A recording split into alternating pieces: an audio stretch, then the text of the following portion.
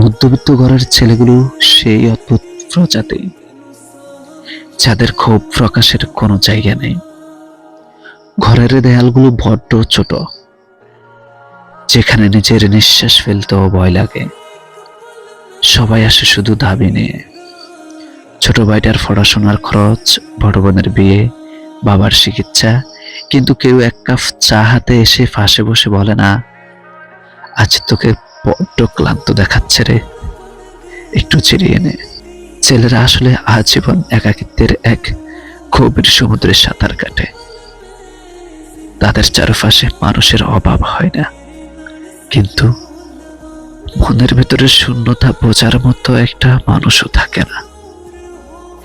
এই একাকিত্বই আস্তে আস্তে তাদের ভেতরটা করে করে খায়। অথচ বাইরে থেকে তাদের দেখতে কত শান্ত আর স্বাভাবিক দেখায়।